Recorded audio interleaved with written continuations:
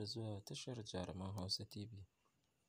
Ku daure ku danna like, idan kuma wannan ne zuwanku na farko wannan tashar, to ku danna alamar subscribe.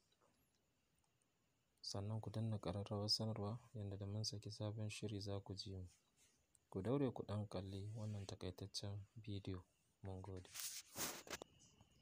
Kamar yadda masu kallonmu da sauraronmu kuke ganin mu a yanzu, za mu ɗan ba ku taƙaitaccen tarihi na Hadiza Gabon. Wace ce Hadiza Gabon? Ainihin sunanta dai kamar yadda Glam Squad Magazine suka rawaito. Sunan Hadiza, Hadiza Aliyu Gabon.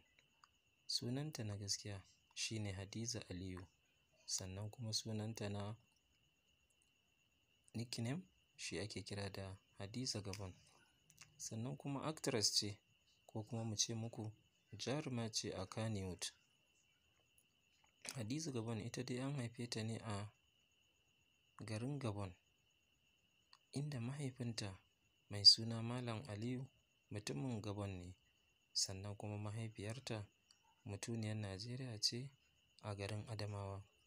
An haifi Hadiza Gabon a 1 ga watan 6 na shekara 1989. A yanzu dai haka shekarun Hadiza Gabon shekararta 31. Sannan kuma menene sana'ar Hadiza Gabon? Hadiza Gabon dai jaruma ce, sannan kuma producer ce mai shirya fina-finai na Kannywood.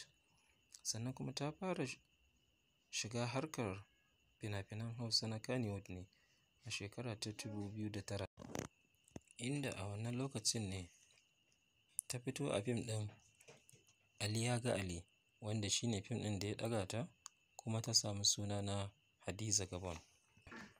Sannan kuma Hadiza Gabon dai ta yi makaranta ne a Gabon, inda har ta kai ga jami'a, wanda dai bayan ta fara jami'ar kuma ta bari, duk da dai ba ta faɗi ainihin menene matsalar da ya sa ta bari ba.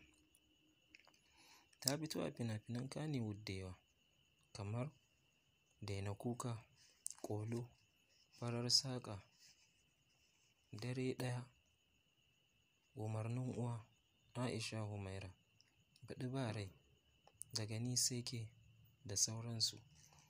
Hadiza Gabon ta ɗauki award, wanda daga cikin award ɗin da ta ɗauka akwai ta sami na jarumar jarumai mata a shekara ta 2014, wanda MTN Award su suka shirya wa Kannywood wannan award ɗin, wato award ɗinsu na biyu kenan. Baya ga haka kuma, kamar yadda ita wannan jarida ta rawaito, ta ce ana tsammanin Hadiza Gabon tana da dukiya da ta kai kimanin Dala 450. Mun gode, sai kun ji mu kuma da taƙaitaccen tarihin wata jaruma. Mun gode.